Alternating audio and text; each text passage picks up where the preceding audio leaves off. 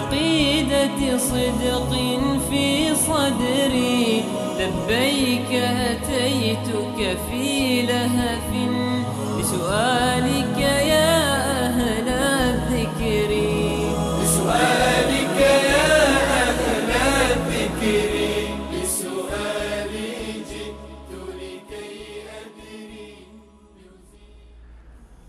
بسم الله الرحمن الرحيم. الحمد لله رب العالمين، والصلاة والسلام على أشرف الأنبياء والمرسلين سيدنا ونبينا ومولانا محمد وعلى آله وأصحابه أجمعین. با یاد و نام الله متعال برنامه امروز را آغاز می کنیم. عرض سلام و خسته نباشید داریم خدمت یک شما بینندگان عزیز و خداوند را سپاسگزاریم که به ما این فرصت را داد که در خدمت شما بینندگان عزیز باشیم. مهمان خانه های شما عزیزان هستیم با برنامه پرسش و پاسخ که به مسائل و سوالات شرعی شما در این برنامه پاسخ داده می شود و کارشناس محترم برنامه در این قسمت جناب مولانا عبدالقدوس دهقان هستند که خدمت ایشان نیز عرض سلام و خسته نباشید داریم. بنده خدمت جناب عالی و تمامی بینندگان عزیز و ارجمند عرض ادب و سلام و وقت بخیر دارم. السلام علیکم و رحمت الله و برکاته و در خدمت جناب علی خواهم بود. و علیکم السلام و رحمت الله و برکاته. طبق روال معمول برنامه را از سوالای SMS بینندگان عزیز آغاز میکنیم. بیننده پرسیدن که من چند سال پیش دست روی پدرم بلند کردم و از روی نادانی پدرم را زدم. الانم خیلی ناراحت هستم. چه کار کنم تا بتوانم از این گناه نجات پیدا کنم؟ الحمد لله رب العالمین و الصلاة والسلام علی نبینا محمد و علی آله و صحبه اجمعین.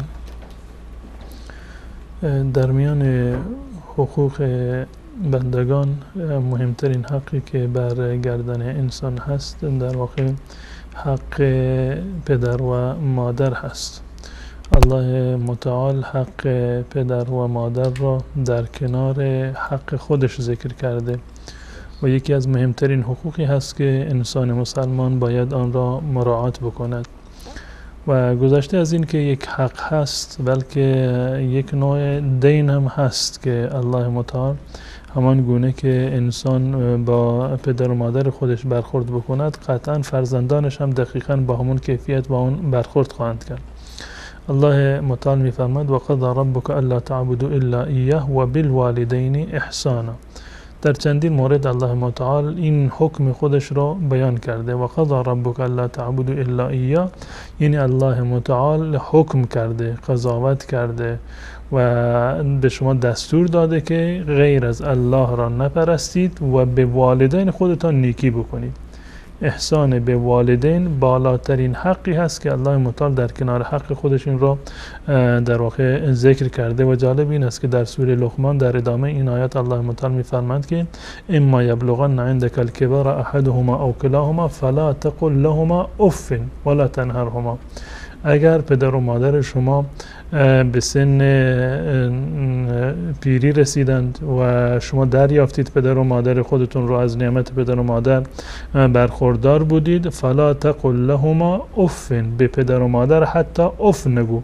یعنی کمترین کلمه‌ای و کمترین جمله‌ای که دلالت بر یعنی نارضایتی شما یا اینکه راحت نیستید با پدر و مادرتون، یک نوع عتاب و سرزنشی هست با پدر و مادر، حتی کوچکترین مخالفتی با اونها که احساس در واقع آزردگی بکنن، ناراحت بشن، شما حق ندارید که در مقابل پدر و مادر خودتون این چنین جمله را به زبان بیاورید. فلا تقل لهما اف و در ادامه می‌فرماید ولا تنهرهما، پرخاش نکن به پدر و مادر، با صدای بلند با پدر و مادر صحبت نکن، بلکه الله می‌فرماید وقل لهما قولا کریما، بسیار با نرمی و سخنان برگزیده‌ای رو انتخاب کن کلمات را وقتی که با پدر و مادر صحبت میکنی. واخفض لهما جناح الذل من الرحمه، از روی رحمت و رأفت و مهربانی و با این انگیزه با پدر و مادرت برخورد بکن، یعنی با نهایت مهربانی با پدر و مادر باید برخورد کرد. اضافه بر این وقل رب ارحمهما کما ربیانی صغیرا،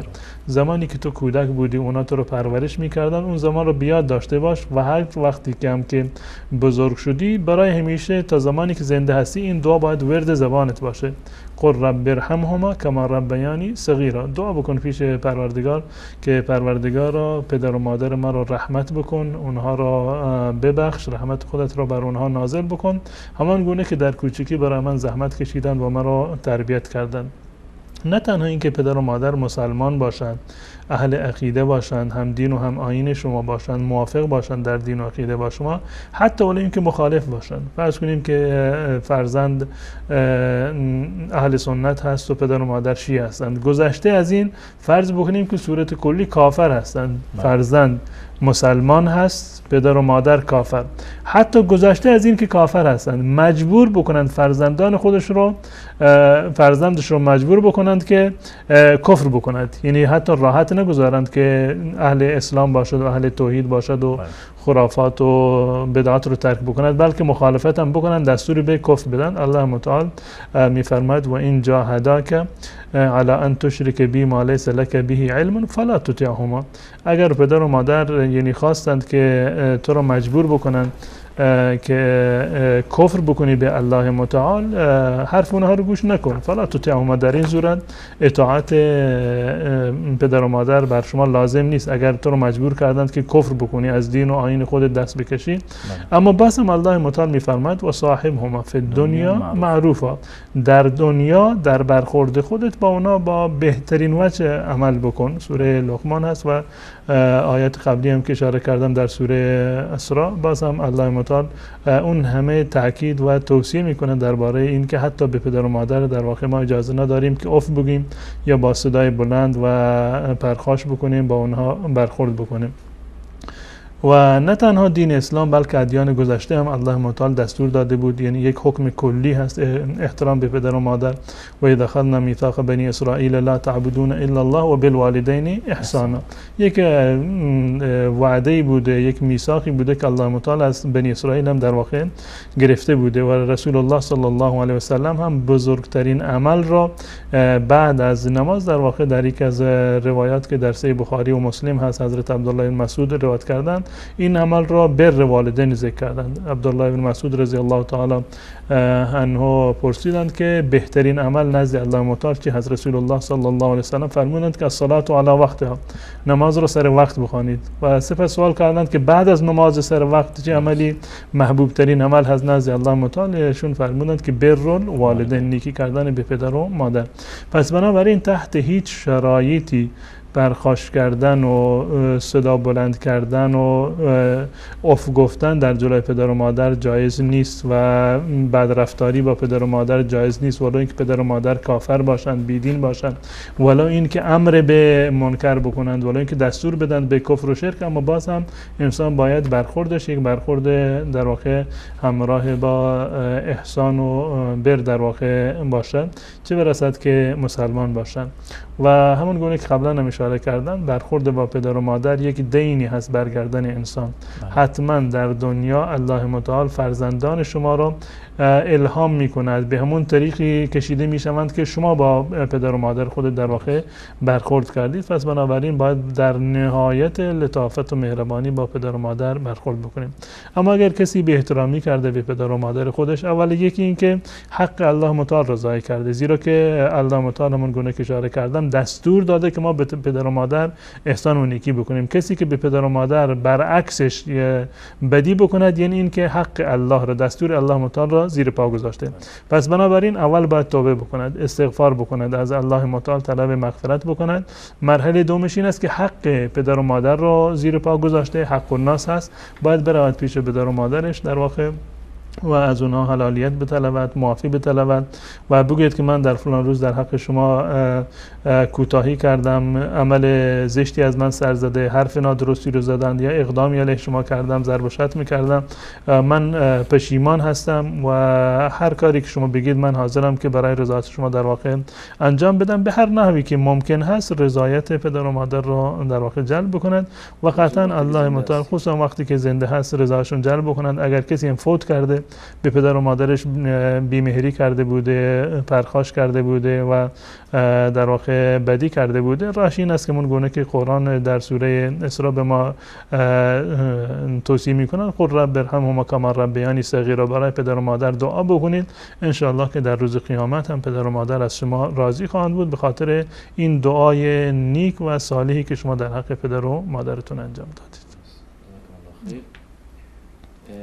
بیننده بعدی حضرتشون مورد یک امور قرآنی هستش گفته که آیا ترتیب سوره ها و اعراب گذاری و نقطه گذاری قرآن کریم در زمان رسول الله صلی الله علیه و سلم بوده رخ داده یا در زمان صحابه؟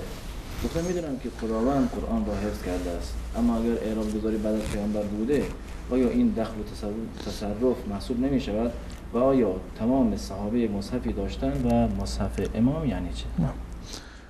از آخر شروع بکنیم. مصحف امام این برمیگرده به زمان حضرت عثمان رضی الله تعالی عنه، دقیقا در اواخر سال 24 هجری و اوایل سال 25 هجری که در واقع قرآن به صورت کامل جمع‌آوری شد و مصحفی که حضرت عثمان رضی الله تعالی عنه یا خودش نوشته بودند که قول راجع اینه که دیگران به دستور حضرت عثمان رضی الله تعالی عنه نوشته بودند و این مصاحف را در واقع جمع‌آوری کردند و اون مصحفی که منسوب به حضرت عثمان رضی الله تعالی عنه بود اون مصحف رو میگفتند که مصحف امام هست، یعنی مصحف حضرت عثمان رضی الله تعالی عنه. و صحابه هر یکی مصحفی داشت، به این معنی که بسیاری از صحابه سواد داشتند، خودشون می نوشتند با دست خودشون، اون چیزی رو که در اختیار خودشون بود خودشون نوشته بودند، معروف بود به مصحف در واقع فلان صحابی.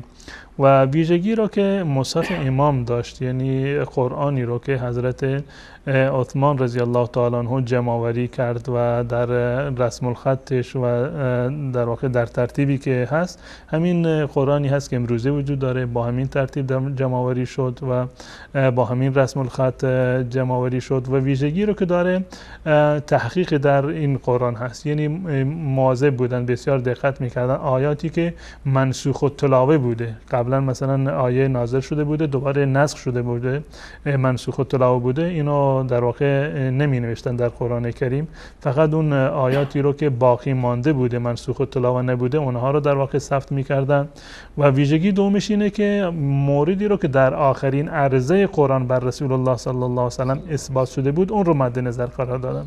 ما میدونیم که حضرت جبرئیل علیه السلام هر سالی پیش رسول الله صلی الله علیه و سلم می اومد، در رمضان فرود می آمد و با رسول الله صلی الله علیه و سلم قرآن را مرور میکردند، با همدیگر میخواندند و در آخرین رمضان 2 مرتبه این اتفاق افتاد.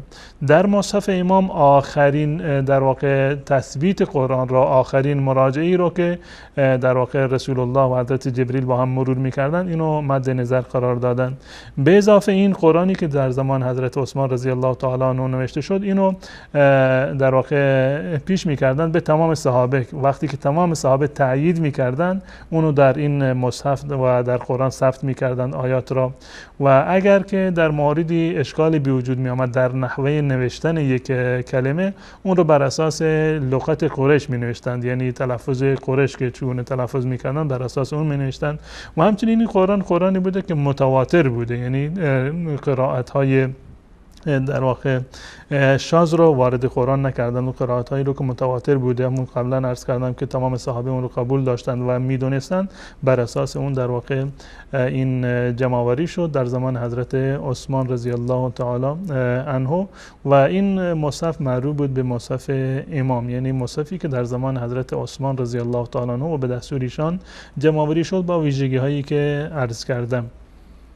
اما در مورد ترتیب سوره های قرآن، ترتیب آیات توقیفی هست، یعنی ترتیب آیات در هر سوره دقیقاً همون چیزی هست که در زمان رسول الله بوده و همون گونه که عرض کردم وقتی که جبرئیل می اومد و قرآن رو می خوندن دقیقاً به همون صورتی که فعلا وجود داره سوره ها رو به همین ترتیب، یعنی ترتیب ابتدای سوره تا انتهای سوره و آیات به همین چینش و به همین ترتیب بوده و این توقیفی هست، کسی نمیتواند که در این دخل و تصرفی را انجام بدهد و حتی حتی رسول الله صلی الله علیه و سلم وقتی که یک آیه نازل میشد، ما میدونیم که آیات بر حسب نیاز نازل میشدن، مثلا سوره بقره یا سوره آل عمران، نساء، همشون یک جا نازل نشدن. آیات قرآن کریم در طول 23 سال بر رسول الله صلی الله علیه و سلم نازل میشد و هر وقتی که یک آیه نازل میشد رسول الله صلی الله علیه و سلم میفرمودند که این آیه را در فلان سوره و بین فلان و فلان آیه قرار بدهید، یعنی جایشون رو مشخص میکردن، کسی نمیتونست که تقدیم و تأخیر بکنه و این یک نکته هست. اما در مورد ترتیب سوره ها یک اجتهادی هست از اصحاب رسول الله صلی الله علیه و سلم. در این صورت در این زمینه یک امر ثابتی از جانب رسول الله صلی الله علیه و سلم که این سوره رو در فلان جا بعد از فلان سوره قرار بدهید، چون این ترتیب از رسول الله صلی الله علیه و سلم ثابت نیست. اما در مورد نقطه گذاشتن ما میدونیم که زبان عربی در اصل، خصوصا در آن زمان، در واقع نقطه نبود. خود اعراب اونایی که می نوشتن بدون نقطه می نوشتند و بدون نقطه راحت بود برای خود عرب ها که در واقع حروف تشخیص می دادند و عادت کرده بودند با خواندن قرآن بدون نقطه.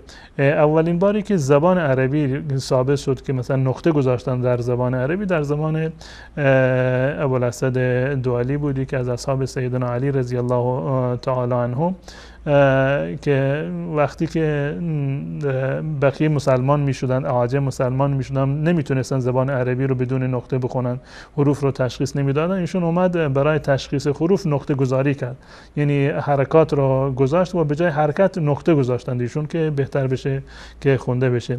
بعد از ایشون خلیل ابن احمد فراهیدی اومد و به جای نقطه‌ای که گذاشته شده بود این حرکت گذاشته، این حرکت فتحه و کسره و ضمه. این کار خلیل ابن احمد فراهیدی بود، به خاطر اینکه عجم ها بهتر بدونن تلفظ بکنند، یعنی فتحه و کسر و ضمه رو تشخیص بدن و بتونند که اینها رو بخونند. اما تقسیم قرآن به این احزابی که هست، حزب اول یا اجزایی که در واقع وجود داره، این در زمان شاگردان ابوالاسد دوالی بوده. حتی در زمان ابوالاسد دوالی، در زمان تابعین اتفاق افتاده. در زمان شاگردان ابوالاسد دوالی، ابوالاسد دوالی عرض کردم که یکی از اصحاب سیدنا علی رضی الله تعالی عنه بوده. شاگردانش نضر ابن عاصم و یحیی ابن یعمر که شاگردان ابوالاسد دوالی بودند، اینا اومدن قرآن را به اجزا، یعنی جزء اول، جزء دوم، جزء سوم یا به احزاب و اجزایی که هست در واقع اینو تقسیم کردن. اما نقطه گذاری قرآن در زمان حجاج ابن یوسف این صورت گرفت که حجاج ابن یوسف اونم به دستور عبدالملک ابن مروان در واقع اومد و قرآن را نقطه گذاشت روی حروفی که در واقع نقطه نداشتن. قرآن رو برای اولین بار اون گونه که مشهور هست و اگر نه قبل از این هم نقل شده که بعضی از مصاحف نقطه داشتن، اما به صورت عمومی که عمومیت پیدا بکنه در زمان حجاج ابن یوسف که والی بود از طرف عبدالملک ابن مروان، که ایشون هم دستور دادن به نصر ابن عاصم و یحیی ابن یعمر که اومدن و قرآن رو نقطه گذاری کردن.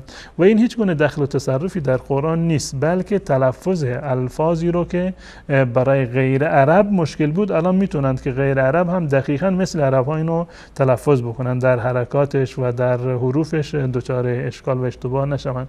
این هیچ گونه دخل و تصرفی نیست، بلکه برای بهتر تلفظ کردن قرآن و برای پرهیز از در واقع اشتباهاتی که در تلفظ میشه اتفاق میفته که قطعا در معنی هم که تاثیر داره. به این خاطر اومدن برای جلوگیری از غلط فهمی قرآن و غلط تلفظ کردن قرآن این نقطه و حرکات رو در قرآن گذاشتن و هیچ گونه تضادی با حفاظت قرآن نداره. قرآن حفاظت شده، همون قرآنی که در زمان رسول الله بوده بدون این که آیه کلمه‌ای کم و کاست بشه اضافه شده باشه، امروزه هم در اختیار مسلمانان هست و از همان زمان تا به امروز هم گذشته از آن چیزی که نوشته می شده و نسخ می شده، مردم چاپ می شده مانند زمان امروز، در دلهای انسانهای مسلمان، صحابه و تابعین و بعدها در واقع حفظ شده و به همون گونه که در زمان رسول الله بوده امروزه هم دقیقاً به همون کیفیت در اختیار ما هست. جزاکم الله خیر.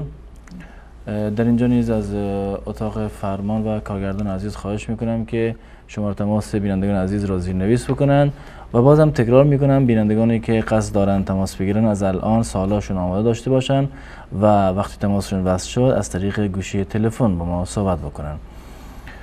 بیننده بعدی پرسیدن که من یک چشمم کوره، خیلی ناصبری میکنم، چه کار کنم؟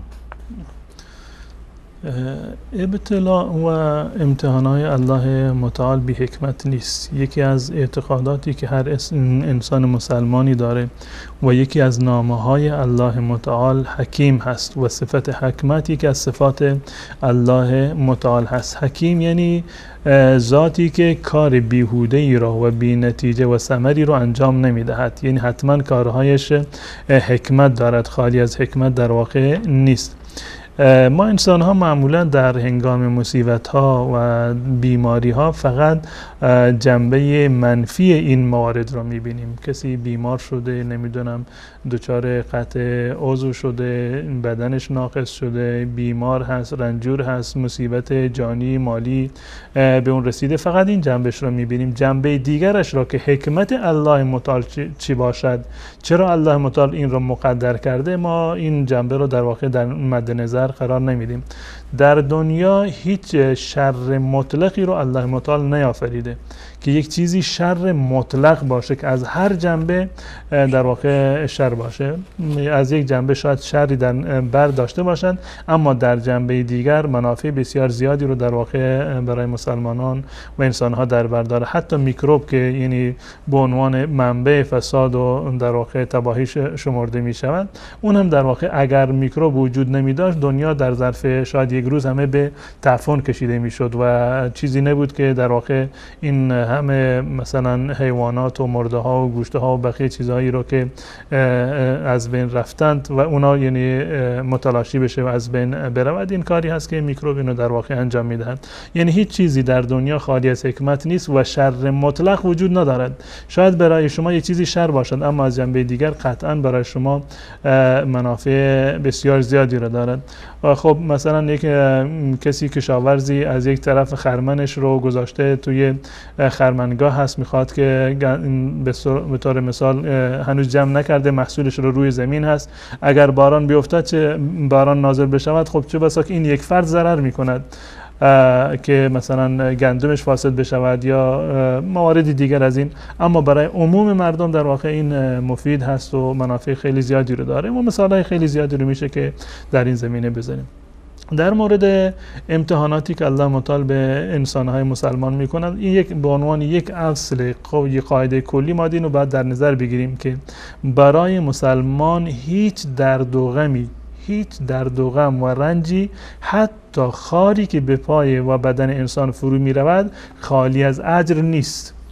این بر اساس تقدیر الله متعال هست. این مورد از دست الله متعال در نرفته که این برخلاف مراد الله متعال باشه. نه، الله متعال اینو مقدر کرده و اینو خواسته و به نفع شما هست، گرچه در یک جنبه به ضرر شما هست. دقیقاً مانند داروی تلخی که انسان مجبور است اون رو بخورد، مانند شکافته شدن شکم به خاطر جراحی، به خاطر معالجه یک بیماری خیلی خطرناک. این موارد تقدیر الهی، تقدیری که تلخ است، این یکی از این موارد هست. و ایمان به تقدیر، اما از تقدیر شیرین باشه یا تلخ باشه، برای ما خوشایند باشه ناخوشایند باشه، این جزء اصول ایمان و پایه‌های اصلی ایمان هست.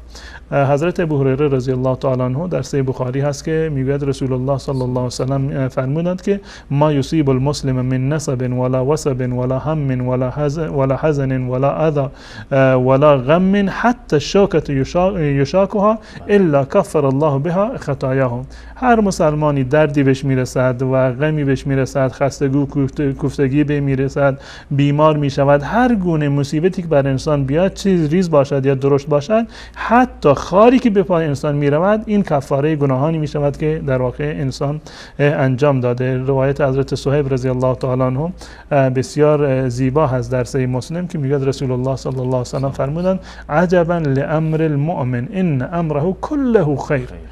میگه شگفتا برای وضعیت مسلمان، برای زندگی مسلمان، زیرا که همه چیز برای مسلمان خیره.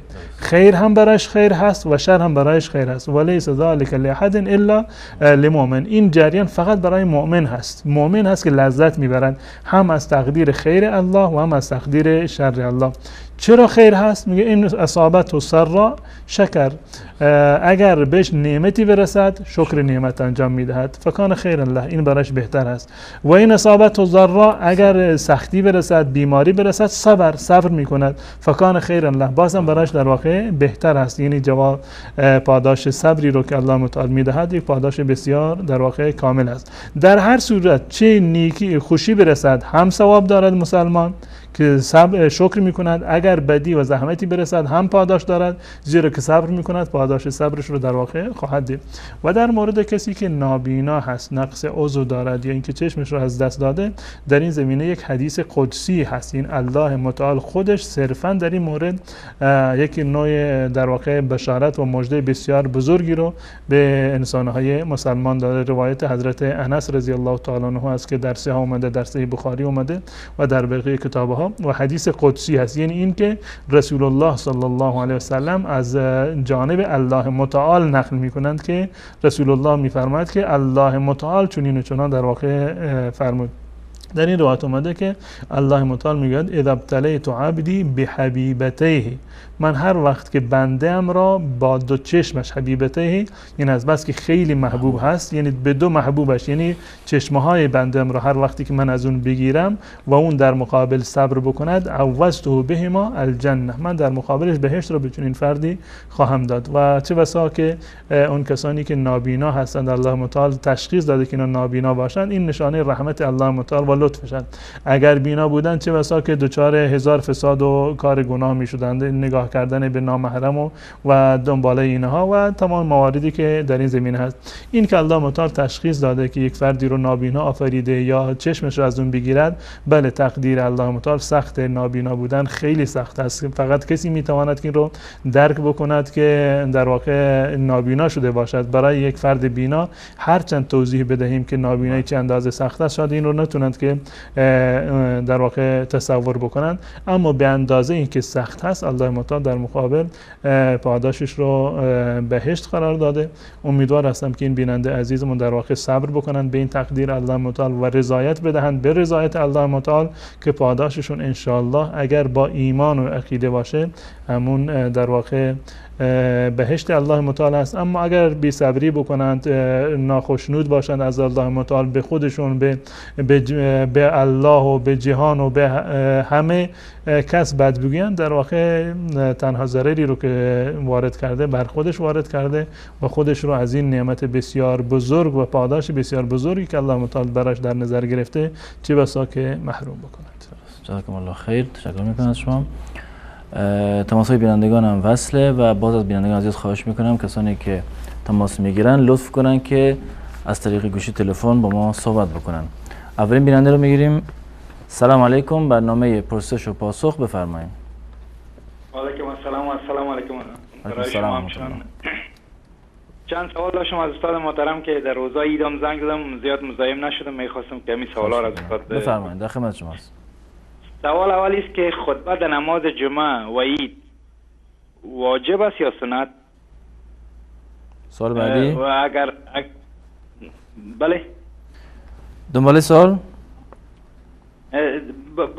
باقی مربوط به می سوال است. اگر فرض نیست یا واجب نیست، چرا بعضی مردم میگوین که خطبه به جای 2 رکعت نماز فرض ظهر آمده به خاطر که نماز جمعه 2 رکعت شده و اگر اینطور باشه خو یک تعداد مردم هیچ به خطبه حاضر نمیشن و بعضی کسا تا وقت میرسن که 1 رکعت نماز جمعه تیر شده بنان یا در هر جمعه 3 رکعت نماز فرض به اصطلاح از پیششان میمونه. سوال واضحه. اگر خطبه به جای فرض باشه. بله. سوال بعدیتون؟ و سوال دومی. بله. سوال دومی کسایی که هیچ نوع از احکام اسلام ادا نمیکنن، تنها خیرات میدهن و میگویند که خداوند بخشاینده و مهربان است و به این نماز و روزه های ما ضرورت ندارند، آیا خیرات یا صدقه همین اشخاص نزد الله قبول می شود؟ سوال بعدی. و سوال سومی که می خطبه یعنی که به زبان محلی که امام مسجد سخن بگوید و یک تعداد مردم فکر میکنن که خطبه همی که به زبان عربی امام یک چیز گفت میگن خطبه گفته و اگر به زبان محلی صحبت میکنن، میگن که تنها سخنرانی کرد و امروز هیچ خطبه را نخواند. فکر میکنن که خطبه تنها نماز تنها به حساب عربی اگر صحبت گفته بله. درست. و سوال چهارمی فکر میکنم که خانمی که بدون محرم به حج بروه و با یک تعداد زنان باشه که با او زنا شوهرانشان است و از این زن هیچ کسی نیست که محرم باشه، در صورتی که او بچه جوان هم داره، خواهرزاده جوان هم داره، میتونه که اونا را با خود ببره یا شوهرش اگر همراهش باشه میتونه که بره، اما خودش میخواد که تنها بره با می جمعی که زنان دیگه است اما با شوهرانش هستن که با این خانم نامحرم هستن کلشون. و سوال پنجمی است که در اینجا در اروپا در مکتب بله آخرین سوال دیگه انشالله. آخری بله. استاد محترم اینجا بود که در مکتبا بین دخترای مسلمان و دخترای خارجی هم تو بحث یاد شده بود که بحث شده راجع به این مسائل چی که آیا در اسلام مرد میتونه که به حساب خانمش راضی نباشه با او همبستری به زور انجام بده، در صورتی که خانم هیچ نوع مریضی هم نمی داشته باشه و کدام جسمی و روحی هیچ نوع تکلیف نداره. امیر در بین دخترها چی شده بود؟ باز کسی مرا گفت که این سوال مطرح که آیا در اسلام به زور میتونه شوهر با خانمش هم بستری کنه در صورتی که خانم راضی نمی باشه. درست. یک جان تشکر از شما استاد، شکر که شما را دیدید چه در روزای عید و روزای شما نبودین در برنامه دیگه. درست. شکر که صحت سلامت هستین. سلامت باشین، تشکر میکنم از شما. تماس بعدی بیننده رو بس کنید. سلام علیکم و رحمت الله. و علیکم السلام و رحمت الله و برکاته. در خدمت شما هستیم. از استاد قدوس عزیز سلام عرض می‌کنم. سوال داشتم از نظر ایشون. جناب عزیز. و علیکم السلام و رحمت الله. اینا مثلا پیششون دست کجا چطوری است؟ چه چیزی دوباره بپرسید؟ در توضیح همه یه دوستا همه استایی جریان چی آخه چجوری است؟ بخشین اول سوالتون قد میشه، یعنی چه گروهی؟ جانم دوباره سوال بپرسین، متوجه نشدیم متاسفانه. بگیم سیدایی که توی ایران ما هستن، سیدها اینا کجا چجوری است؟ مثلا اینا جریان چی آخه؟ مثلا همه که ما اولاد پیغمبریم، اینا واقعا میگه خود برای من این مشکوکه چجوری است؟ درست. سوال دیگه هم دارین؟ نه دیگه، سلامتی شما واقعا. سلامت باشین، تشکر میکنم از شما. تماس بعدی بیننده باز کنید. سلام علیکم، برنامه پرسش و پاسخ بفرمایید. السلام علیکم و رحمت الله و برکاته. و علیکم السلام و رحمت الله و برکاته. در خدمت شما هستیم. استاد بزرگ چند تا سوال داشتم اگر بفرمایید، مختصر باشه و بفرمایید. سوال اولم این که بر طعام خوردن یا که آب نوشیدن خالی بسم الله گفتن سنت است که بسم الله الرحمن الرحیم و سوال در بعدی؟ آب خوردن بعد آب خوردن خالی الحمدلله یا که الحمدلله الذی اطعمنی دعای هست بعد از آب خوردن درست. یا که بعد از طعام خوردن خالی الحمدلله بگیم کفایه میکنه. و سوال دیگر استاد، مردم ما در شهرهای روسیه کار میکنیم، مثلا در همین تایستان هم زیاد از گوشتهای مور خوردن اونها بسیار عالم ها چند اختلاف است بین عالم ها، میگن که بعضیش خوردنش جایز است اهل کتاب و بعضیش میگن اهل کتاب مثلا اونها ما میشنویم که شخصانی که در آنجا کار میکنن میگن که ما میبینیم با آب جوشامانگی مثلا میکشن مرغ را یا بعضی با قوای برق بله میکشن مرغ را خوردن و این درست. سوال واضحه. نظر خدا که تعام الذین اوتوا که خدا مقصد خدا نظر چی است؟ بله. مثلا این تفسیر آیه. بعد سوال دیگر استاد، بسیار بچه‌ها در داعش هستن یا که در القاعده دعوت میکنن بچه‌ها را، بعضی بچه‌ها سفر میکنن اون طرف. آیا اینها چی گروه هستن؟ حقیقت است این بچه‌ها شهید میشوند یا که شهید اگر اینها کشته شوند مثلا؟ درست. مفصل در این باره چی میکنید؟ درست. تشکر میکنم از شما. خدا شما رو در حفظش نگه می‌داره. سلامت باشین. تندرست باشین. تشکر میکنم. سلام علیکم و رحمت الله. سلام و رحمت الله و برکاته. سلام علیکم. برنامه پرسش و پاسخ بفرمایید. سلام علیکم. علیکم السلام و رحمت الله. در خدمت شما هستیم. لسان حق. به سوال حق و صدای شما وصله. سوال شرعیتون لطفا. السلام علیکم و رحمت الله و برکاته. و علیکم السلام و رحمت الله و برکاته. بفرمایید. استاد عزیز، به هر دوی شما سلام و گرم جوشان از تاجیکستان. علل خصوصا برای استاد عزیز عبدالقدوس دهقان. در خدمت شما هستیم. و علیکم السلام و رحمت الله.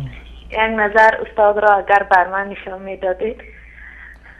کارگردان عزیز دوربین روی و علیکم السلام و رحمت الله و برکاته. بفرمایید، در خدمت شما هستیم. استاد عزیز، بسیار از دعای شما ما خواهش داریم که در حق تاجیکستانی ها دعا بکنید که استاد عزیز خیلی ما دوست می‌داریم شما را و همیشه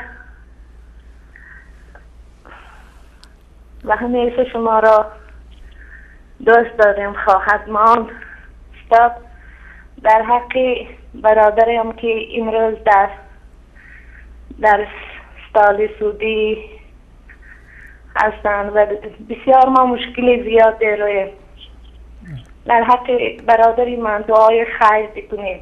حتما و انشاءالله. به شما سوال دادنی هستند که استاد عزیز، این مذهب سلفی میگویند، این سلفی چیست؟ مذهب سلفی یگان اهل تاجیکستانی ها این را نمیدانند و بر همین وی سلفی و کرده شمایان همیشه نماز میخوانیدن گفته بسیار اهل تاجیکستان ها، اهل برادرها از پشت همین و دقت هستیم. ما امروز برادری من در وی سعودی هستند، بسیار غمگین پدر و مادرها هستند. شما دعا بکنید که خداوند دعای شما رو مستجاب بکند. انشاءالله. تشکر میکنم شما.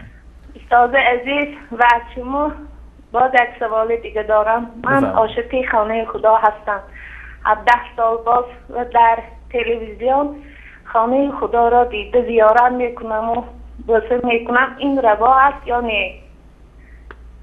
و باز یک سوال دارم که این سوال من این سوال قبل یعنی خانه خدا رو، یعنی سوالتون دقیقا چی هست؟ سوال درباره خانه خدا چی بود؟ دوباره بپرسین.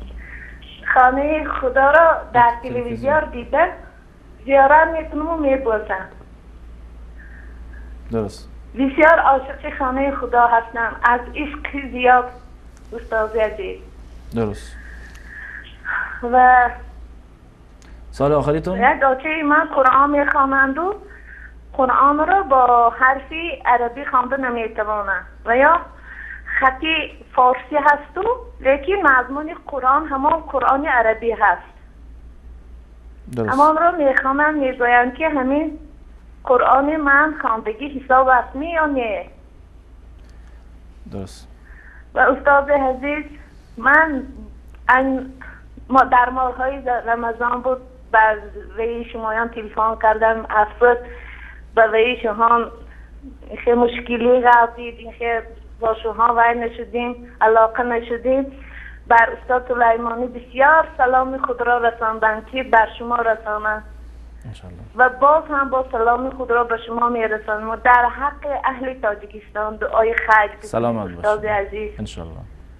و در حق مایان همیشه دو رکعت نماز بخوانید که بر پدر و مادر من خداوند صبر جمیل و صبر صابر را عطا فرماید. سلامت باشین انشالله. تشکر میکنم از شما. پناه بر خدا. سلامت. خدا نگهدار شما. سلامت باش. تماس بعدی بیننده بس کنید. سلام علیکم. برنامه پرسش و پاسخ بفرمایید. و علیکم السلام و رحمت الله و برکاته.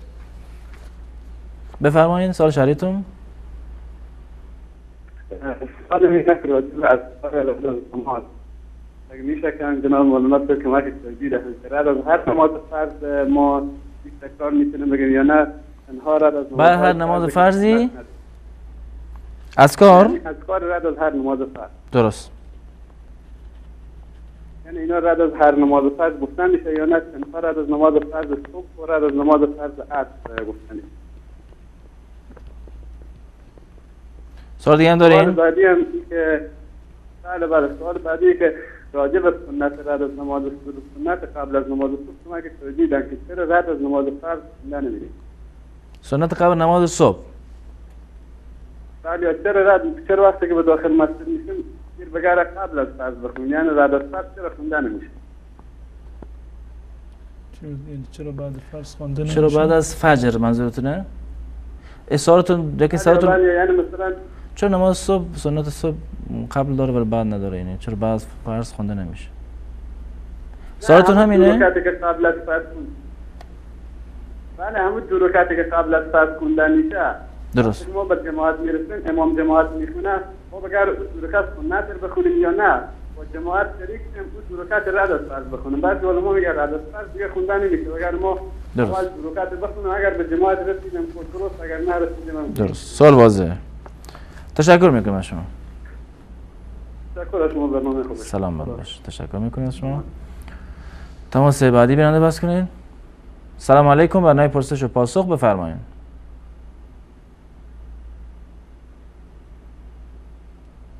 سلام علیکم بفرمایید. سلام علیکم، برنامه پرسش و پاسخ بفرمایید. سلام خسته نباشید. یه سوال داشتم درباره سود آیا سود میته گواهی رانندگی یا یعنی به چه صورت؟ سود در رانندگی من متوجه نشدم. سلام علیکم، برنامه پرسش و پاسخ بفرمایید. قربان سلام علیکم. خسته نباشید. علیکم السلام، سلامت باشین. سلام، من پخش میشه مستقیمه؟ بله بفرمایید. سال شهریتون؟ ضمن عرض سلام و خسته نباشید از شما مجید محترم و آقای عبدالقدوس محترم. از میشه سوال من اینه که ما وقتی نماز مثلا میخونیم نماز فرض، مثلا بچه کوچه که پشتمون سوار میشه یا جلو میخوابه یا مثلا اذیت میکنه، ما در عین به صورت نماز خوندن فرض کنم حرکاتی انجام میدیم یا از پلیمون پایلیش میاریم، آیا این گناه از جناب مولانا سوال میکنی ببینم مشکل برام نیست این سوال، چون بچه کوچه که دیگه اذیت میکنه و بچه پایش میکنیم. این یک سوال.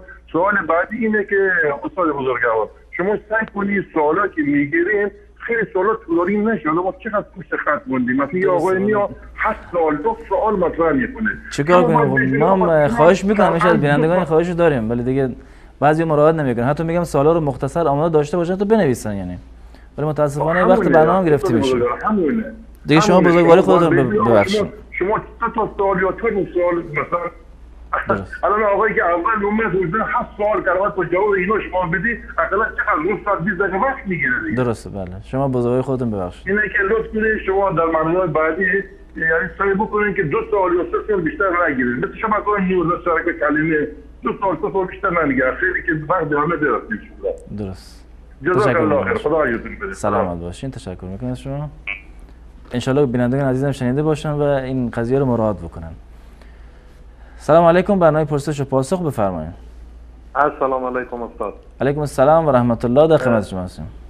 من بسیار یک سوال کوتاه داشتم که اگه لطف کنن استاد امیر برای جواب بدن. من راجع به نامم من نامم عبدالستار است، به خاطر همین مرا خیلی ها به خاطری که کوتاه باشه ستار صدا میکنن. آیا میخواستم ببینم این حرام است یا نه؟ سوال دیگه ندارین؟ نه تشکر، خیر بدین. سلامت باشین. تشکر میگم بیننده گرامی. تماس بعدی بیننده رو بس کنید. سلام علیکم، برنامه پرسش و پاسخ بفرمایید.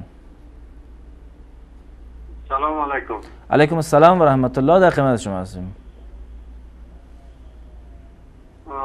استاد محترم بفرمایید. از طریق گوشی تلفن با ما صحبت کنید. صدای شما وصله برادر گرامی.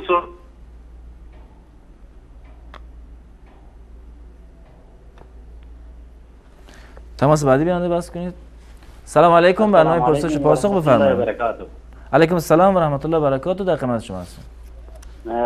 من دو سوال داشتم. یک سوال ما است که امی طفلی که استفراغ میکنه سر لباسا، در این لباس نماز خوانده میشه یا نه؟ بروی لباس. بله. سوال دوم ما است که یعنی فرش گوار است امی طفل 6 ماه یا 2 ماه وقتی ادرار میکنه دو علت دو فرش نماز خوانده میشه یا نه؟ سوال دیگه ندارین؟ نه خیر، تشکر. زنده باش.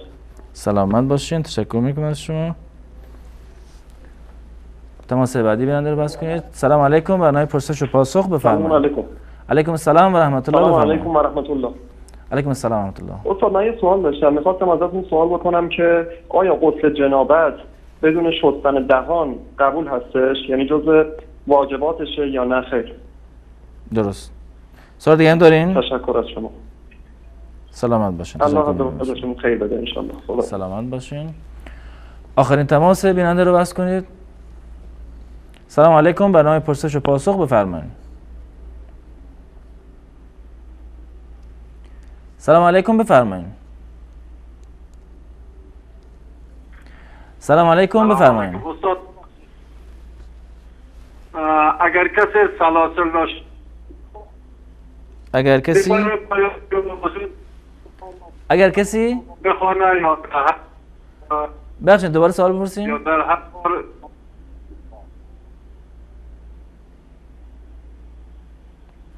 متوجه شده؟ نه دوباره بپرسین.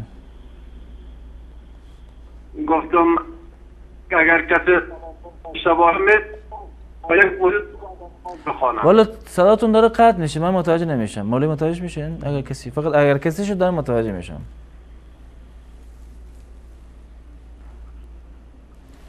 دوران تماس مشکل داره. تماس بعدی بس کنید. سلام علیکم. برنامه پرسش و پاسخ بفرمایید که آخرین تماس باشه ان شاء الله و سوال گرفته بشه. الو سلام علیکم. علیکم السلام و رحمت الله. بفرمایید. خسته باشین. ممنون از سلامت باشین. من یه داشتم. بفرمایید سوالتون. میتونم زن شیعه بگیرم؟ اینم بعد یه سوالی دارم. یه خانمی هست به شوهرش خیانت کرد، الان طلاق گرفته، بعد حکمش چیه بعد طلاقش؟ ممنون از شما. سلامت باشین. تشکر میکنم از شما. بیننده عزیز، در اینجا با هم یک میان برنامه میبینیم. دوباره باز خواهیم گشت، در خدمت شما عزیزان خواهیم بود و به سوالاتتون پاسخ میدیم. با ما باشید. بالمصطفى فلتنعم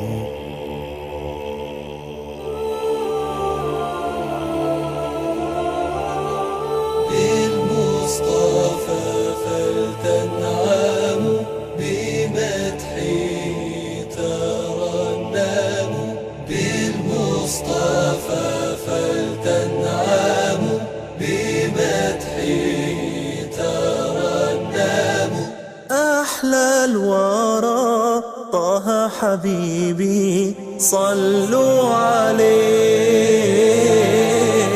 بالمصطفى فلتنعموا بمدحه ترنموا بالمصطفى فلتنعموا بمدحه ترنموا أحلى الورى طه حبيبي صلوا عليه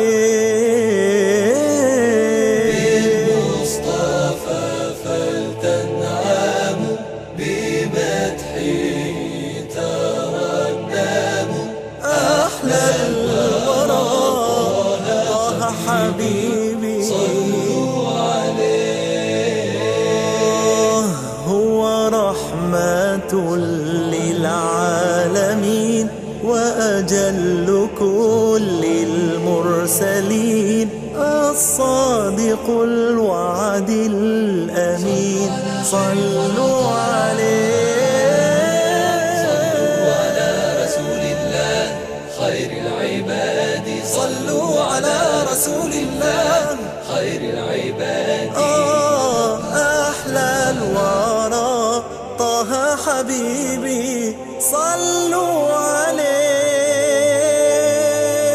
يهفو لنا يا سعدنا يشتاق لقياه بنا أواه فاض حنيننا صلوا عليه على رسول الله خير العباد صلوا على رسول الله خير العباد أحلى الورى صلوا عليه بالمصطفى فلتنعموا بمدحه تردموا أحلى الورى طه حبيبي صلوا عليه بمحمد قلبي أضاء يا رب فامنن باللقاء من حوضه أرجو ارتواء بين يديه صلوا عليه على رسول الله خير العباد صلوا على رسول الله خير العباد صلوا على رسول الله خير العباد صلوا عليه بالمصطفى فلتنعموا بمدحه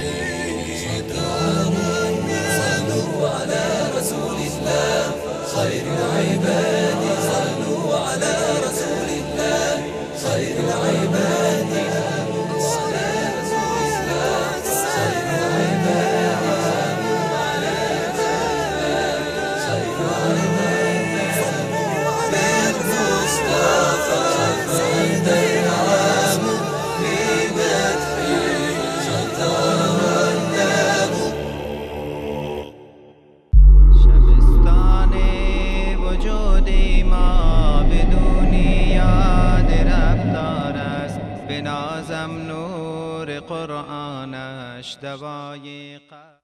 شبستان وجود ما بدون یاد ربطار است بنازم نور قرآنش دوای قلب بیمار است زمین خشک دلها را چو آب پاک باران است هر آن کس زین گریزان است گلستانش پر از خار است اگر روزی گذر کردی به سوی گلشنی قرآن بیابی بزم قرآن را بهشت پر ز انوار است سرشت از ایزدی دارد نشان از سرمدی دارد بود نطق خداوندی غم ابلیس مکار است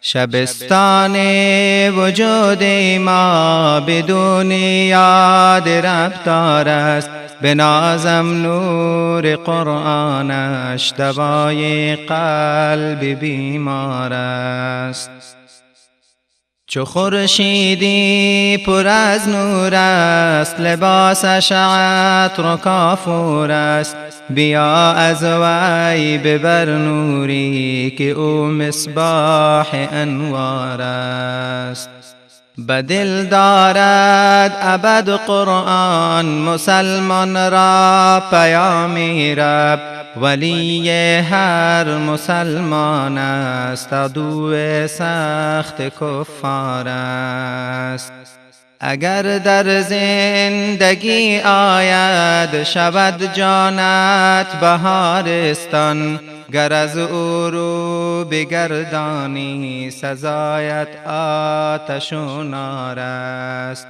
شبستان وجود ما بدون یاد ربطار است بنازم نور قرآنش دوای قلب بیمار است. شفای روح هر جسمی توی قرآن، توی قرآن.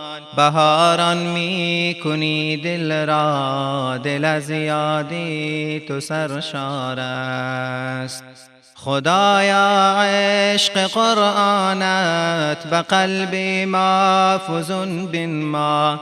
ببر از دل گناهان را که قرآن خصم فجار است.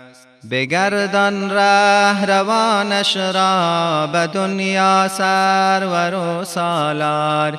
به عقبی جز به ابرار است که او سالار ابرار است. شبستان وجود ما بدون یاد ربطار است. بنازم نور قرآنش دوای قلب بیمار است.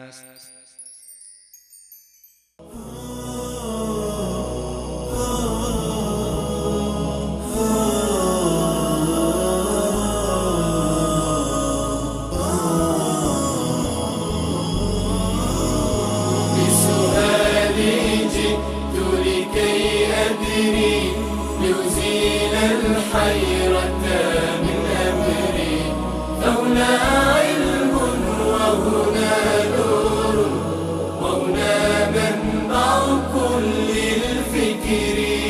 نهر من فقه يتجلى بعقيدة صدق في صدري.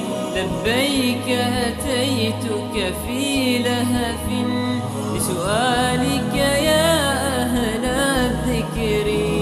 لسؤالك يا أهل الذكر.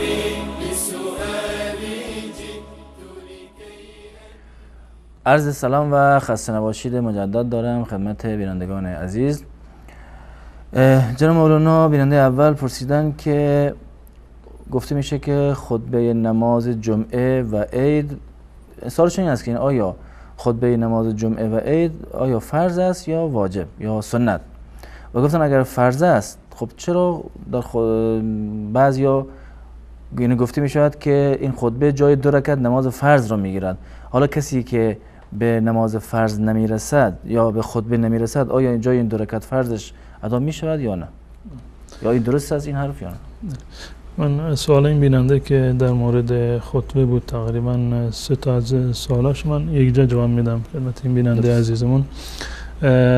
نزد جمهور علما و با توجه به تاکیدات مؤکدی که از زبان رسول الله صلی الله علیه وسلم ثابت شده، یعنی اصل خطبه شرط هست در صحت نماز جمعه و واجب هست، یعنی شنیدن خطبه. و به اندازه‌ای که رسول الله صلی الله علیه وسلم در مورد حتی در زمان خطبه در واقع فرمودند که من قال لصاحبه انصت فقد لغا، که هر کسی که در هنگام خطبه حتی به رفیق بغل دستیش بگه ساکت باش، یعنی کار لغوی رو بیهوده داده و ثواب جمعش در واقع تحت تاثیر قرار میگیره. و همچنین در هنگام خطبه به اتفاق علما معامله کردن، خرید و فروش کردن و صحبت‌های دیگر، حتی بعضی از علما تا جای پیش رفتند که سلام دادن و جواب سلام دادن و تحیت المسجد خوندن را بسیار از علما در واقع منع کردن. این دلیل بر این دارد که جمهور علمای اهل سنت و الجماعت معتقد هستند که خطبه در واقع جز واجبات است، یعنی شنیدنش، این خود خطبه شرط هست برای صحت نماز جمعه و شنیدن خطبه هم جز واجبات هست که انسان حتما باید بشنود و خطبه را. منتها این برای کسانی هست که حاضر شدند، یعنی در مسجد هستند، بر اونها واجب هست که ساکت باشند و خطبه امام رو در واقع بشنوند. این به این معنی نیست که در واقع اگر کسی به خطبه نرسید یعنی این که نماز جمعهش درست نیست. و اینکه گفتند که نماز خطبه به جای 2 رکعت به اصطلاح نماز هست، این در حکمش هست به خاطر تخفیفی که در این زمینه در واقع اومده، چون که قبل از آن خطبه در واقع هست و خطبه خطبه شنیدن خطبه هم جزء واجبات هست، به خاطر تخفیف 2 رکعت نماز در واقع تخفیف داده شده. معنیش این نیست که هر کسی که 2 رکعت خطبه رو نرسید یعنی به نماز جمعه نرسیده یا جمعهش در واقع ناقص است. در این زمینه روایت صریحی هست از رسول الله صلی الله علیه و سلم در سنن نسائی. حضرت ابو هریره رضی الله تعالی عنه میگه من ادرک من صلاه الجمعه رکعتا فقد ادرک الصلاه. هر کسی که از نماز جمعه به 1 رکعت رسید یعنی به نماز جمعه رسیده. پس بنابراین اگر کسی به خطبه نرسید هیچ اشکالی در نماز جمعهش به وجود نمیاد. 1 رکعت هم که برسد در واقع به نماز جمعه رسیده. منتها این نقطه رو در اینجا حتما توجه بکنید که در این حدیث صراحتا رسول الله صلی الله علیه و سلم فرمودند که من ادرک من صلاه الجمعه رکعتا فقد ادرک الصلاه. هر کسی که 1 رکعت رو رسیده باشد، نه بحث خطبه بحث جداگانه است، یعنی به 1 رکعت نماز برسد یعنی به نماز جمعه رسیده. خب الان سوال اینجا است اگر یک کسی به 1 رکعت کمتر از 1 رکعت رسید و ادراک رکعت ادراک رکوع هست، یعنی اگر کسی به رکوع 1 رکعت رسید یعنی به آن رکعت رسیده. و در این حدیث اومده هر کسی که 1 رکعت از نماز جمعه رو دریابد یعنی که نماز جمعه رو دریافته. یعنی این که اگر کسی کمتر از 1 رکعت به نماز جمعه رسید یعنی نماز جمعه نباید بخواند، بعد نماز ظهر بخواند. بالفرض این که کسی رفت به نماز جمعه، امام از رکعت دوم بلند شده بود، از رکوع رکعت دوم برخاسته بود، تو سجده رسید یا بعد از سجده در تحیات رسید که امام در تحیات روز جمعه بود، این فرد باید 4 رکعت رو کامل بخواند. درست نیست که بله اگرچه به امام هم اقتدا کرده به استناد از این حدیث رسول الله صلی الله علیه و سلم، هر کسی که به 1 رکعت کمتر از یعنی به هر 2 رکعت نماز جمعه نرسیده، فقط به بعد از رکوع رکعت دوم رسیده یعنی کمتر از 1 رکعت رسیده باشد، این در واقع نباید نماز جمعه را بخواند و نیت نماز ظهر را بکند. وقتی هم اقتدا میکند به امام باید اقتدای نیت ظهر را بکند و 4 رکعت رو در واقع کامل بکند. گرچه برخی از فقها هم نظرشون این است که چون که اقتدا کرده به نماز امام و امام 2 رکعت خونده، اینم باید همون 2 رکعت رو بخونه. اما این حدیث در واقع صحیح و صریح است در این مورد که هر کسی کمتر از 1 رکعت رسیده باشد باید که نماز ظهر رو بخواند و به نماز جمعه در واقع نرسیده. و خطبه در نماز عرض کردم که قبلا همین رو پاسخ دادم که به هر زبانی که باشد اشکال نداره، جایز هست. خطبه اون موعظه‌ای هست و که در 2 مرحله خونده می شود قبل از نماز، فرق نمیکنه چه به زبان محلی باشد چه به زبان عربی باشد. حتی در مذهب امام ابو حنیفه و بقیه مذاهب جایز هست که به زبان فارسی یا زبان غیر عربی اگر خطبه ایراد بشود هیچ گونه اشکال شرعی ندارد و خطبه شمرده می شود. اما در بسیاری از جاها یعنی قبل از خطبه یعنی به نیت سخنرانی و موعظه مردم یعنی معمول هست که سخنرانی میکنند به زبان فارسی زبانهای محلی و بعد از آن 2 خطبه عربی رو میخونند. در این صورت خطبه همون 2 خطبه هست که به نیت خطبه در واقع میخونند. اما اگر در یک جایی به زبان فارسی بخونند هیچ گونه اشکالی وجود نداره و 2 خطبه به زبان فارسی یا به زبان عربی باشه هیچ گونه اشکال نداره، درست است نماز جمعهشون. و هدف از خطبه خوندن همون در واقع موعظه مردم هست، به زبانی اونها را موعظه بکنند که نفهمند، هیچ گونه تأثیری در واقع گویا که اصلا خطبه رو ایراد نکرده باشه. شرط نیست که حتما به زبان عربی باشه، اما در جایی که مردم به زبان عربی آشنا هستند و میفهمند اولاتر و بهتر زبان عربی هست. و سوال خود بیننده در مورد این که بعضی انسان هستند که خیرات میدهند اما احکام مثل نماز و روزه رو ادا نمی‌کنند، آیا این خیراتشون قبول میشه؟ خیرات دادن جزء ارکان اسلام نیست، جزء ارکان اسلام در واقع نیست، اما نماز و روزه و زکات و حج اینا جزء ارکان اسلام هستند و بسیار از علما معتقد هستند اگر کسی که نماز رو ترک بکند این در واقع در حد کفر هست. رسول الله صلی الله علیه و سلم می‌فرماید که العهد الذی بیننا و بینهم الصلاه فمن ترکها فقد کفر. کسی که نماز نخواند در واقع کافر شده. این عاقلانه نیست که انسان بیاد که یک امری رو که واجب نیست بر انسان و جز ارکان اسلام نیست و شاید تأثیر چندانی رو در زندگی معنوی انسان نداشته باشه اون انجام بدهد، اما اعمالی رو که الله متعال آنها رو فرض قرار داده و جز ارکان اسلام هستند اونها رو ترک بکند.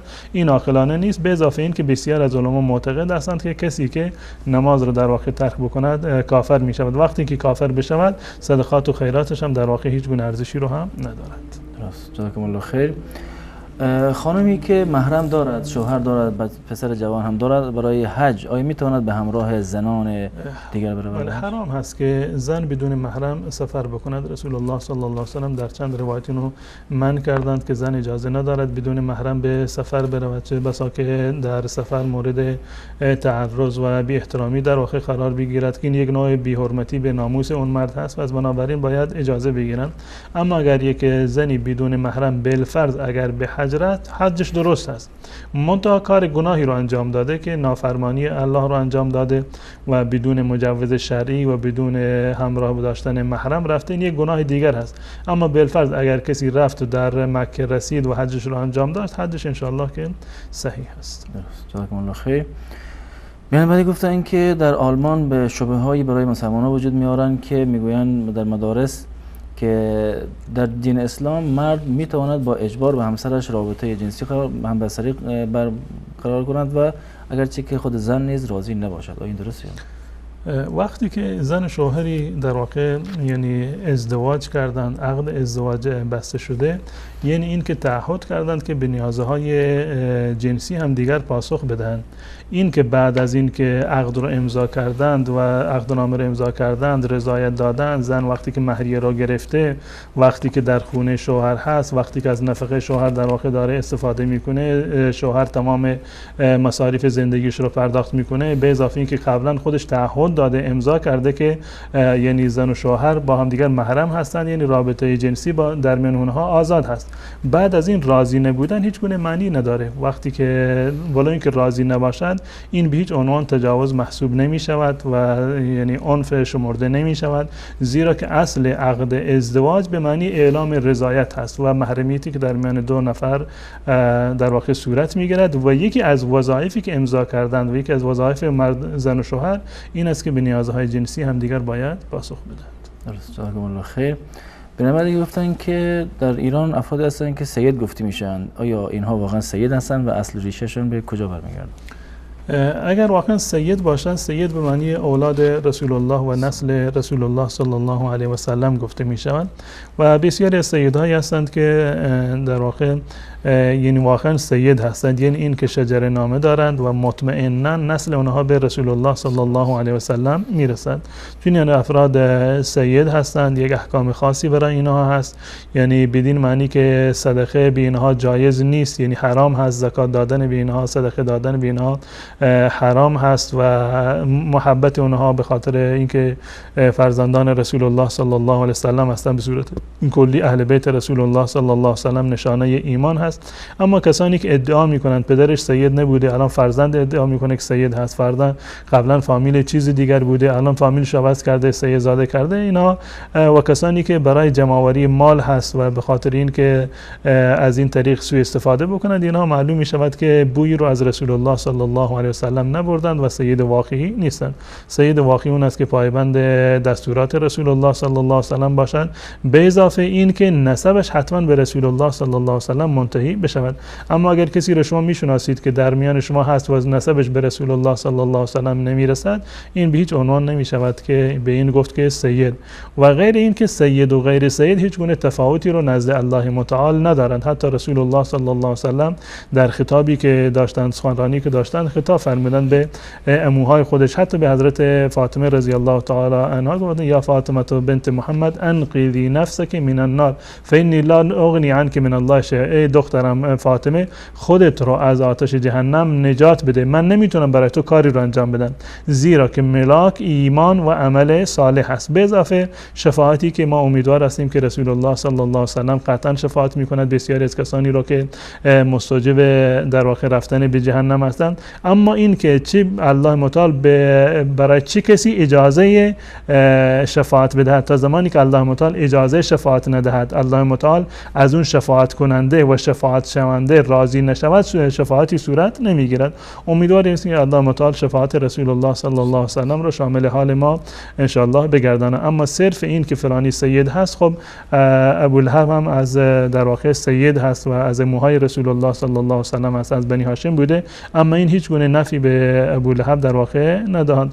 و حتی ابو طالب که در روایات شیعه و سنی اومده که اظهار ایمان نکرده و مسلمان نشده، هیچ گونه نفی در واقع خویشاوندی رسول الله صلی الله علیه و سلم برای ایشون در واقع نداره، به جز این که در مورد ابو طالب اومده که رسول الله صلی الله علیه و سلم میگه من برای شفاعت میکنم و این شفاعت در حد تخفیف عذاب هست، نه در حد نجات پیدا کردن از آتش جهنم. سید بودن اگر انسان پیرو نسبش ثابت باشه به رسول الله صلی الله علیه و سلم برسد، یعنی به اون سید گفته می شود، یعنی این که از نسل رسول الله صلی الله علیه و سلم هست، وگرنه ادعای سید ادعای دروغینی هست.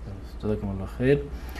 بیننده بعدی گفتن در هنگام خوردن و نوشیدن آیا باید بسم الله بگوییم یا بسم الله الرحمن الرحیم؟ همچنین بعد از خوردن آب باید بگوییم الحمدلله یا بگوییم الحمدلله الذی اطعمنی و سقانی؟ اون چیزی که در حدیث رسول الله صلی الله علیه و سلم اومده مطلقاً هست. رسول الله صلی الله علیه و سلم به فرزند ابو سلمه که با ایشون غذا می‌خوردن فرمودند که سم الله، نام الله متعال رو بگیر. الان فرق نمی‌کنه که شما تنها بگی بسم الله، هیچ اشکال نداره، بسم الله گفتید. اگر بسم الله الرحمن الرحیم بگویید این کاملتر هست و بهتر هست. اما اگر کسی تنها بسم الله گفت، این وقت خوردن یا آشامیدن گفت که بسم الله، هیچ گونه اشکال شرعی نداره و جایز هست. اما بسم الله الرحمن الرحیم کاملتر هست. و بعد از بسم الله غذا خوردن الحمدلله گفتن کافیه. یکی اگر این که تنها گفت الحمدلله، این در واقع کافی است، زیرا که الله رسول الله صلی الله علیه و سلم میفرماند که الله متعال شادمان میشود از بنده اش وقتی که غذایی رو بخورد یا چیزی را بنوشد، حمد الله متعال را به جا بیاورد. اگر الحمدلله گفت هیچ گونه اشکال نداره، الحمدلله رب العالمین گفت چه بهتر، الحمدلله الذی اطعمنا و سقانا یا ادعیه دیگری که در این زمین اومده اون اولاتر و بهتر است. اما اگر فقط الحمدلله گفت، باز هم در واقع حمد و شکر الله متعال را به جا آورد. بله، جزاکم الله خیر. بیننده بعدی گفتن که در روسیه کار میکنن و سوالشون این هست که خوردن آن مرغ‌هایی که ذبحش غیر اسلامی است و معلوم نیست به چه وسیله ذبح شده، آیا جایزه یا نه؟ حیواناتی که سر بریده میشوند، یعنی اهم از این که یک مسلمانی اون رو سر ببرد یا اینکه اهل کتاب اون رو سر ببرند، برای مسلمان حلال هست به تصریح در واقع آیات قرآن و احادیث رسول الله صلی الله علیه و سلم. طعام اهل کتاب، طعام یعنی در واقع ذبیحه اهل کتاب برای شما حلال هست، اما به شرط این که ذبیحه باشد، یعنی این ذبح شده باشه، سرش رو در واقع بریده باشند که خونش در واقع ریخته باشد، در این صورت حلال هست. اما اگر به صورت خفه کردن حیوان باشد، با شوک برقی اون حیوان رو در واقع بکشند یا به صورت کلی با ضربه روی سرشون رو بکشند به گونه‌ای که ذبح شرعی نشود، یعنی گردنش رگهاش بریده نشوند و خونش نریزد، این فرقی نمیکنه چه توسط مسلمان این کار انجام بگیرد یا غیر مسلمان، در هر صورت حرامه. اگر مسلمان یک گوسفندی رو شوک برقی بدهد یا اینکه بر روی سرش بکوبد تا اینکه بمیرد، این هم حرام است، تفاوتی نداره که مسلمان باشه، کافر باشه، اهل کتاب باشه. اما اگر اهل کتاب حیوان رو، مرغ رو، گوسفند رو، گاو رو وقتی که سر میبرند ذبحش میکنند، یعنی ذبح شرعی هست، به این معنی که گردنش را میبرند که خونش جاری بشود، در این صورت حلال هست، اشکال شرعی نداره و خوردنش جایز است. جزاکم الله خیر. سوال بعدی بیننده در مورد این بود که گروه‌هایی هستن مثل داعش و القاعده که مردم را دعوت میکنن به پیوستن به آنها و اینها وقتی کشته میشوند آیا شهید به حساب میآیند یا نه؟ در مورد گروه‌های تکفیری که به وجود آمدند امروزه فکر نمی کنم که جای ابهامی وجود داشته باشه که گروه‌هایی مثل داعش و امثال داعش که هستند در واقع اینها هیچ گونه منفعتی رو برای اهل سنت و الجماعت نداشتند، بلکه ساخته و پرداخته دشمنان اسلام و دشمنان اهل سنت و الجماعت بودند و می‌بینیم که در عراق و سوریه فقط مشغول خرابکاری و تخریب مناطق اهل سنت و الجماعت هستند و با غیر اهل سنت و الجماعت هیچ گونه کاری رو در واقع ندارند و علما هم در این زمینه بیانیه‌های مختلفی رو صادر کردند که داعش را جز گروه‌های اسلامی در واقع نیست و به هیچ عنوان عملکرد داعش رو در واقع تایید نمی‌کنند و مناسب هم نیست که انسان در یک گروهی وارد بشود که نمی‌داند که ماهیت اونها چی است. الان که ماهیتشون مشخص شده که ماهیت غیر اسلامی دارند که خود رویکرد داعش، اما چه بس افرادی در میان اونها باشند، جوانان شاید در میان اونها باشند که با ایمان و اخلاص رفتند فریب اونها رو خورده باشند، اما کل حرکت داعش رو علما و اهل سنت و الجماعت موضع خودشون رو اعلام کردند که حرکت غیر اسلامی هست در اصلش و ساخته و پرداخته دشمنان اهل سنت و الجماعت است. جزاکم الله خیر. خب مذهب سلفی چیست و اینها چه کسانی هست؟ ما مذهبی به نام سلفی نداریم که یک مذهب باشه، بلکه یک رویکرد هست در فقه اسلامی که از زمان اصحاب رسول الله صلی الله علیه و سلم در واقع بوده که یک اصل مسلمی هست در میان اهل سنت و الجماعت که پیروی از قرآن و حدیث رسول الله صلی الله علیه و سلم است. قرآن و حدیث صحیح رسول الله صلی الله علیه و سلم و مبنای فقه اهل سنت و الجماعت یعنی تمام فقها، یعنی امام ابو حنیفه، مالک، شافعی، امام احمد رحمت الله علیهم اجمعین و همچنین فقیه، محدثین و فقها، اصل مبنایشون قرآن و حدیث رسول الله صلی الله علیه و سلم بوده. در سالهای اخیر یک رویکردی هست که اهمیت بیشتری به قرآن و احادیث صحیح رسول الله صلی الله علیه و سلم در واقع میدن، یعنی به جای این که اکتفا بکنند که فلان عالم چنین و چنان گفته، در کنار این میگن خب فلان عالم این حرف رو از کجا زده، من وقتی که یک حرفی رو میزنم حرف من برای شما حجت نیست مگر این که به استدلال از آیات قرآن باشد یا احادیث رسول الله صلی الله علیه و سلم باشد. سلفیت دقیقاً همان منهج امام ابو حنیفه هست، منهج امام مالک، امام احمد، امام شافعی رحمت الله علیه که عمل بر قرآن و احادیث صحیح رسول الله صلی الله علیه و سلم بوده و هر کسی که بر قرآن و احادیث صحیح رسول الله صلی الله علیه و سلم عمل بکند یا اینکه خودش در واقع نمیتواند تشخیص بدهد بین احادیث صحیح و غیر صحیح، به فتوا یک عالم معاصر عمل کرد که گفته بودن بر اساس فلان حدیث این فلان حکم چنین و چنان هست، این در واقع همون پیرو سلف صالح است. سلف صالح ما اصحاب رسول الله صلی الله علیه و سلم هستند و هر کسی که پیرو اصحاب باشد و دین خودش رو از قرآن و از احادیث صحیح رسول الله صلی الله علیه و سلم بر اساس فهم صحابه بگیرند سلفی هست. چه شما اسمش رو بگذارید حنفی یا اسمش رو بگذارید شافعی یا حنبلی یا مالکی، چون که پیرو قرآن و سنت هست و قول هیچ کسی رو بر قول الله و رسول ترجیح نمیدهد، این در واقع همون سلفی هست و منهج سلف صالح و علمای بزرگ اهل سنت و الجماعت هست. درست. جزاکم الله خیر. سال بعدی بیننده گفتن که عاشق خانه خدا هستم و وقتی که کعبه را در تلویزیون میبینم انگار آن را زیارت میکنم و آن را میبوسم. آیا این کار ثواب دارد یا نه؟ خود این مشاهده کردن در واقع کعبه که از شبکه قرآن سعودی پخش میشه همراه با صدای قرآن هست، قطعا صدای قرآن یک نوع عبادت هست و یک نوع روحانیت و معنویتی به انسان در واقع دست میدهد. اما نمیدونم بوسیدن ایشون یعنی گفتن تصور میکنند که اون کعبه رو میبوسند یا اینکه تصور میکنند همراه با کسانی که طواف میکنند در اونجا، اصلا این تصور اشکالی نداره. اما اگر منظورش این بود که تلویزیون رو به جای کعبه میبوسند، این عمل درستی نیست و نمیشود یعنی بوسیدن کعبه در واقع شمرده نمیشود و حتی بوسیدن کعبه در غیر حالت طواف و استلام حجر اسود، بوسیدن کعبه هم در واقع ثابت نیست، فقط استلام حجر اسود و استلام رکن یمانی به معنی دست زدنش در ثابت هست و بوسیدن خود خانه کعبه به عنوان یک حکم شرعی برای ما در واقع ثابت نیست و امیدوار هستم که الله متعال این بیننده عزیز رو زیارت خانه کعبه و زیارت مسجد رسول الله صلی الله علیه و سلم و حج عمره رو ان شاء الله به ایشان توفیق بدهد و موفق می‌گرداند ان شاء الله. جزاکم الله خیر. و سال بعدی بیننده گفتن که قرآن را که با خط عربی نوشته شده بلد نیستم بخونم، همان قرآن را با خطهای غیر عربی میتونم بخونم، آیا این قرآن به حساب میآید و ثواب داره؟ اشکال ندارد. وقتی که قرآن رو نوشتن به طور مثال به خط تاجیکی یا روسی نوشتن اما تلفظش تغییری پیدا نمی کند، یعنی شما از روی خط تاجیکی میخونید اما میخونید که الحمدلله رب العالمین، یعنی ترجمه قرآن رو نمیخونید، خود قرآن رو با الفاظی که نوشته شده میخونید، هیچ گونه اشکال نداره و برای شما جایز هست و تلاوت محسوب میشه برای شما. خود این تلفظ کلمات عربی عربی، ولو اینکه شما از روی در واقع حروف لاتینی یا حروف روسی خوانده باشید اشکال نداره، اما سعی بکنید که حروف عربی رو، زبان عربی رو و خوندن عربی رو ان شاء الله یاد بگیرید. این اولاتر و بهتر است. جزاکم الله خیر. بیننده بعدی گفتن بعد از هر نماز فرض باید اذکار بخونیم یا فقط بعد نماز صبح و عصر؟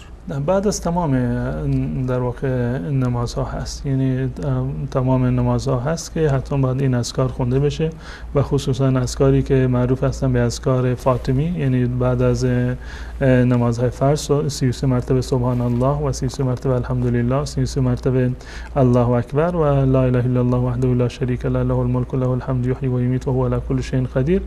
بعد از هر نمازها خونده بشه به اضافه آیت الکرسی و سوره قل الله احد، قل اعوذ برب الفلق، قل اعوذ برب الناس. بعد از هر نمازها اینا ثابت هست خونده بشه.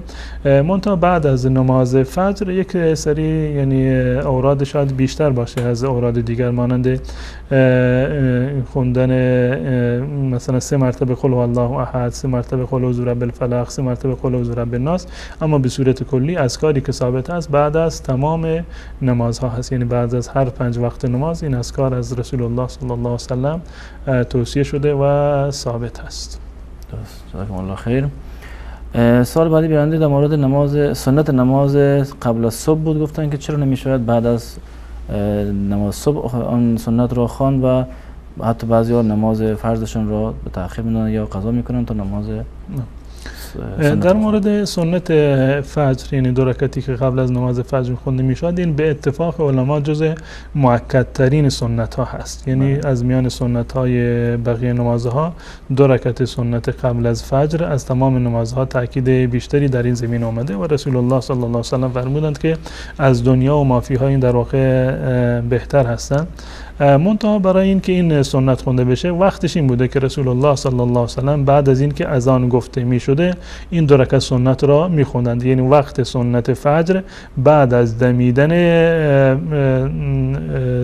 سپید دم هست و دخول وقت فجر تا وقت نماز فجر. این وقتی هست که سنت فجر باید خونده بشه و بهترین وقتش همین وقت است، زیرا که رسول الله صلی الله علیه و سلم این وقت می خوندند. بعد از این که نماز فرض شروع می و در مسجد وقتی که شما رفتید و اقامه شده برای نماز فرض، در این زمینه حدیث صحیح و صریحی هست از رسول الله صلی الله علیه و سلم، در صحیح مسلم هست، حضرت ابو هریره رضی الله تعالی عنه روایت کرده که رسول الله صلی الله علیه و سلم فرمودند اذا اقیمت الصلاة فلا صلاة الا المکتوبه. این حدیث صحیح و صریح هست و به اتفاق علما این روایت هم صحیح، هیچ گونه اشکالی رو نداره. رسول الله صلی الله علیه و سلم فرمودند هر وقت که نماز فرض شروع شد دیگه نمازی نیست غیر از اون نماز فرض. یعنی اگر شما نماز سنتی رو هم شروع کردید و میدونید اگر نماز سنت رو تمام بکنید به نماز فرض نمیرسید، نماز سنت رو قطع بکنید، یعنی ناتمام بگذارید و بروید نماز فرض رو در واقع بخونید. اما این که بعضی میان نماز فرض شروع شده یک گوشه مسجد دوباره نماز سنت میخونن، این از حدیث رسول الله و از عمل رسول الله صلی الله علیه و سلم و گفتار رسول الله ثابت نیست. عمل برخی از اصحاب رسول الله صلی الله علیه و سلم هست و منتها حتی علمای احناف فقهای احناف اینو وقتی که اینو جایز قرار دادن گفتند که بیرون مسجد، یک جایی که در کنار مسجد، در جایی که نماز جماعت برگزار میشه، به خاطر مراعات این حدیث نباید در اونجا این نماز سنت رو در واقع بخونند. در هر صورت شما پایبند این دستور رسول الله صلی الله علیه و سلم باشید، این اولاتر و بهتر هست. صریحا فرمودند اذا اقیمت الصلاة فلا صلاة الا المکتوبه. در هیچ موردی نیومده که رسول الله صلی الله علیه و سلم یک صحابی رو که در هنگام نماز فرض نماز سنت رو خونده باشه تأیید کرده باشند، چون این اتفاقی در واقع افتاده باشه و از نظر رسول الله صلی الله علیه و سلم گذشته باشه.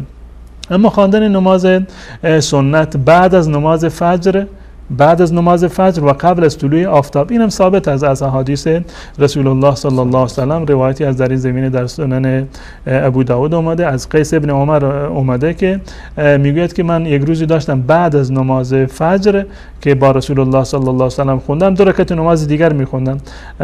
رسول الله صلی الله علیه و سلم سوال کردن که ما هاتان رکعتان یا قیس این 2 رکعتی میخونی چه نمازی هست الان که وقت نماز نیست؟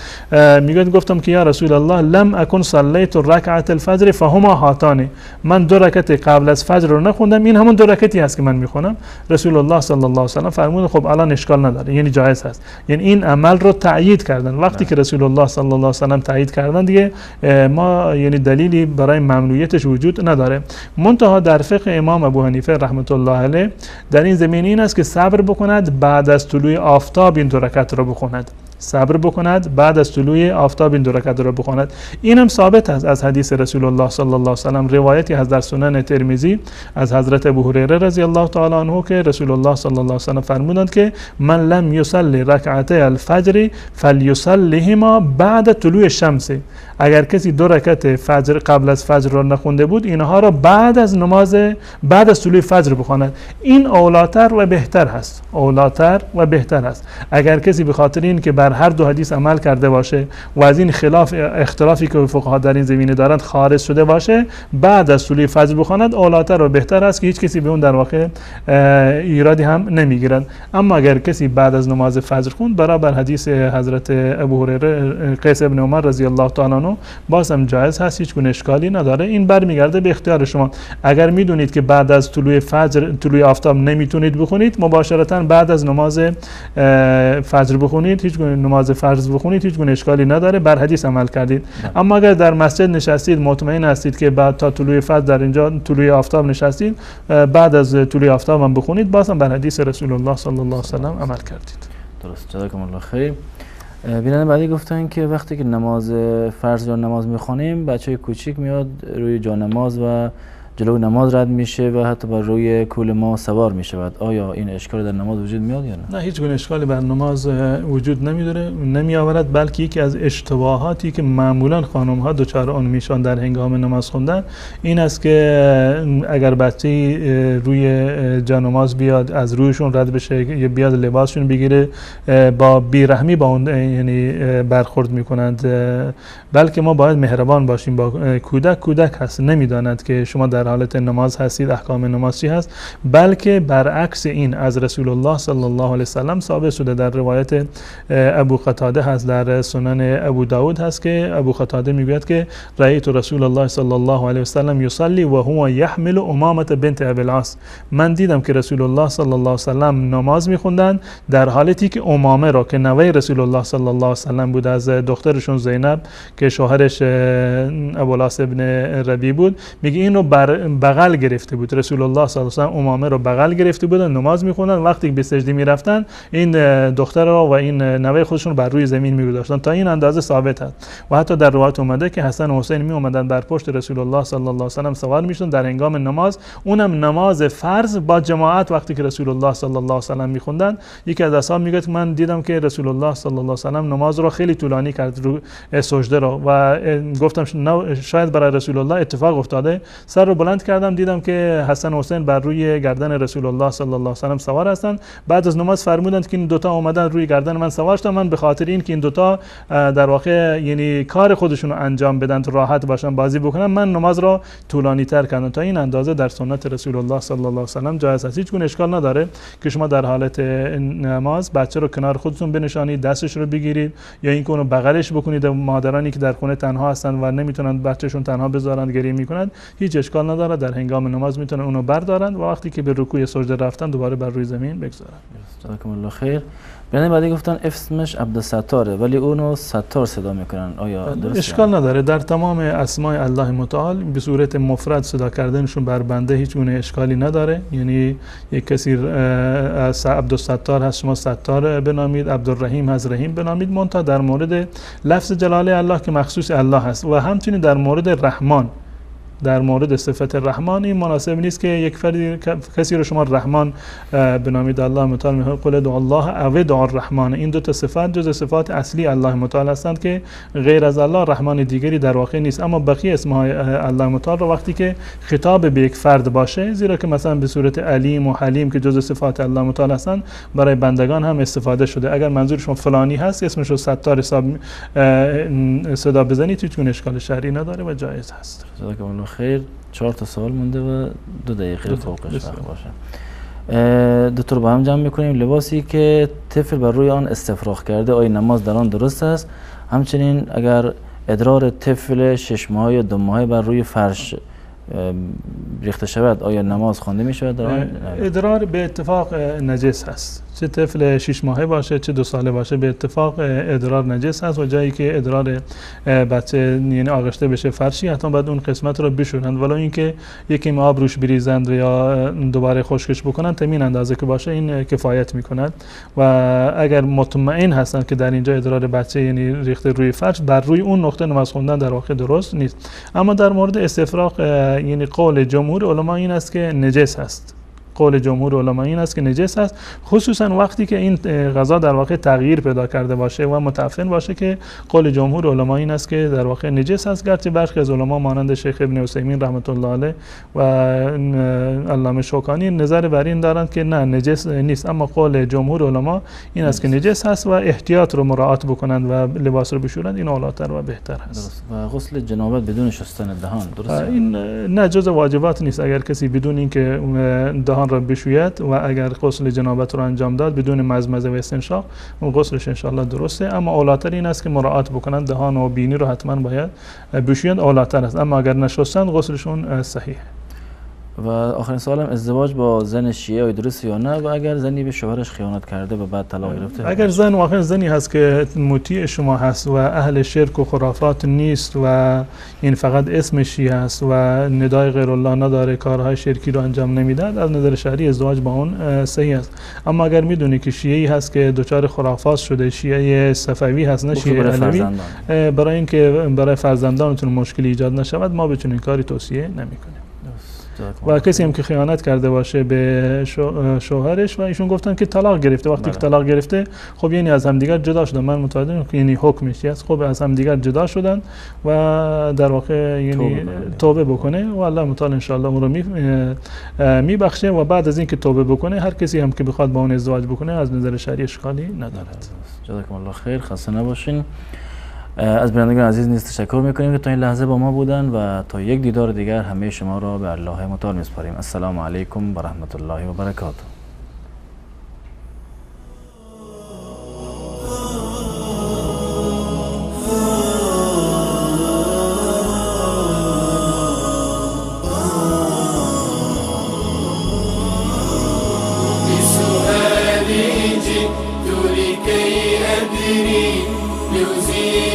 الحيرة من أمري فهنا علم وهنا نور وهنا منبع كل الفكر نهر من فقه يتجلى بعقيدة صدق في صدري لبيك أتيتك في لهف لسؤالك يا أهل الذكر